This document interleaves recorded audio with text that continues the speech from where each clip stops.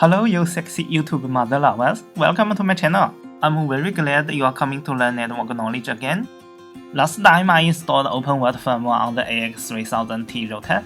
I thought there was also an open source bootloader for the router. I wanted to try, but it looks a little difficult to install. I was afraid of breaking the new router, so I didn't try it. For those of you who doesn't know what is bootloader yet, think of your router as a computer, and the bootloader is the basic input-output system for your router. Each time your router is powered on, the bootloader will first load some basic drivers and initiate the operating system. Some nice bootloaders also provide the system recovery function. It's very helpful if something wrong happens to your router. Ideally, if the bootloader provides a web user interface, that would be even better.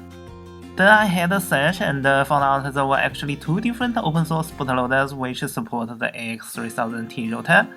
Firstly is the one I saw on OpenWrt website, but doesn't provide a web user interface. The other one is I found from GitHub.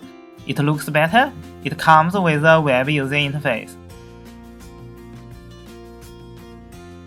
The web user interface is more user-friendly, so I decided to try the second bootloader. Let's see how it works.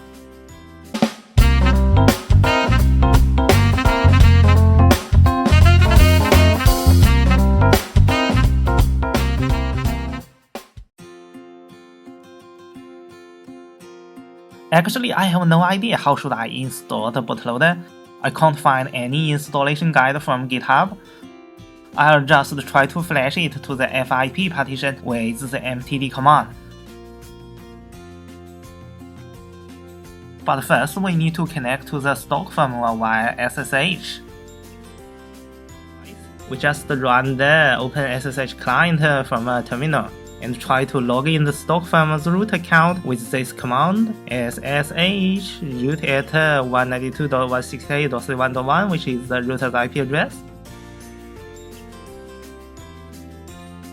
By default, the SSH access is locked. That is because the manufacturer does not want users to visit the router's file system. But anyway, we need to find a way to open it. Thanks to the internet, there are a couple of solutions. I'll just go with this one from an OpenWrt website. It's a little tricky. First, we need to downgrade the stock firmware to version 1.0.47.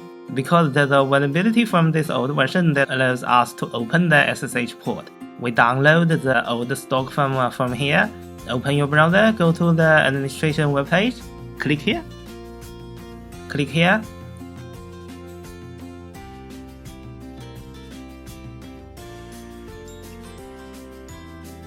upload the old version to downgrade.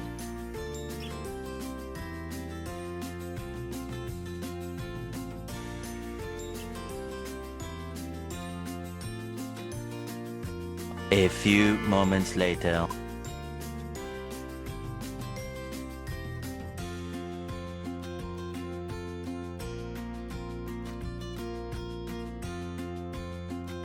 After the downgrade, we run a few commands from your laptop to unlock SSH.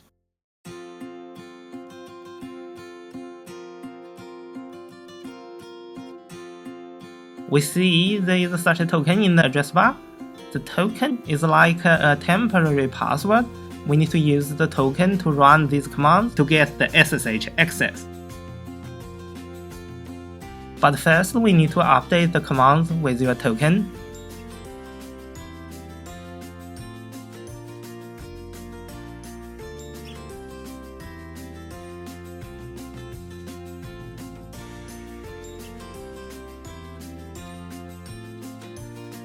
Everybody has a different token, so just copy yours from the address bar, paste it in the URLs.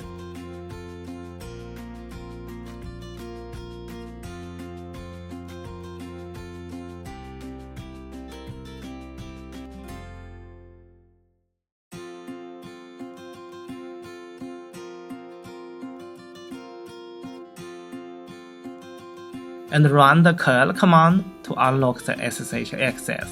You know how to run the curl command, right? You will find it from the black window if you are running the latest Windows operating system. I'm not a Windows user, so I cannot show you that. I'll just continue with my MacBook. but the commands are the same. It should be fine to follow my steps if you do the job with latest Windows laptop.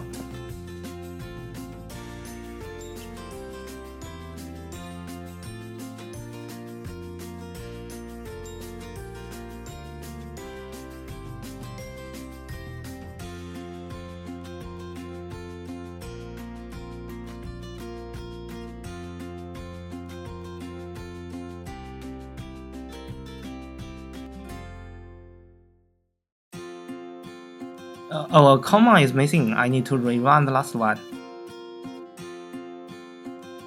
After running the command, we see the 22 SSH port is open.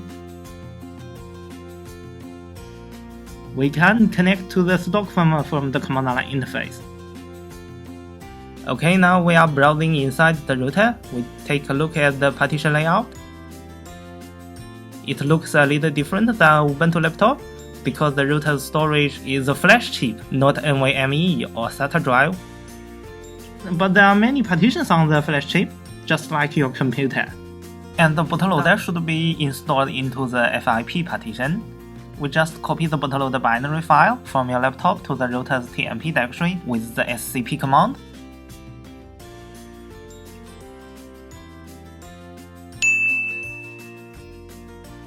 And log in the router, run the mtd command to flash it.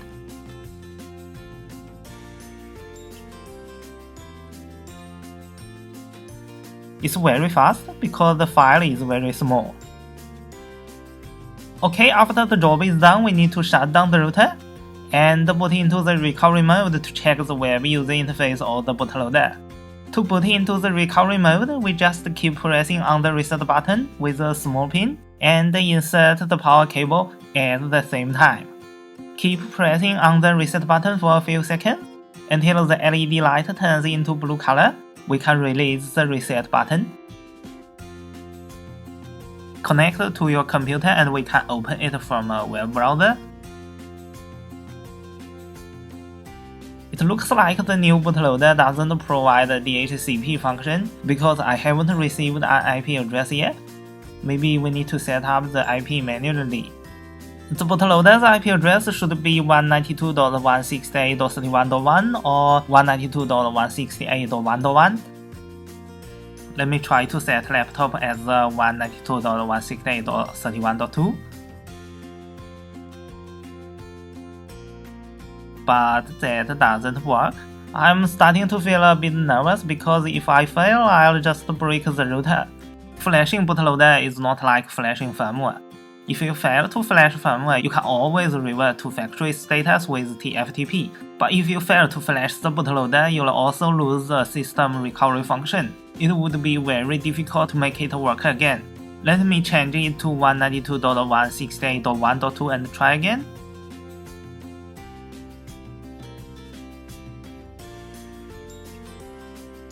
Okay, so the bootloader is 192.168.1.1. It's accessible after I manually set up the laptop IP address.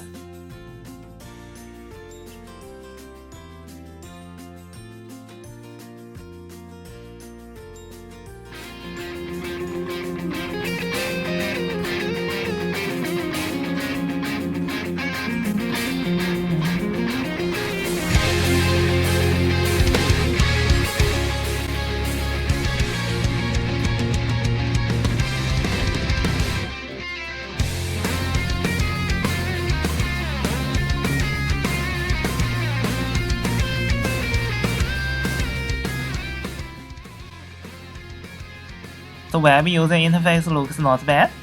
We can upload the firmware from here to flash it, which is very user-friendly. You don't need to set up TFTP to load the image. You just upload it from here, click the update button, that's it.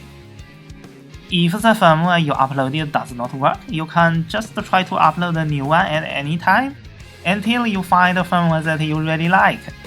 What a lifesaver for lazy guys. Just remember that you need to remove the static IP from your laptop after the firmware update. You'll soon receive an IP address from the router firmware.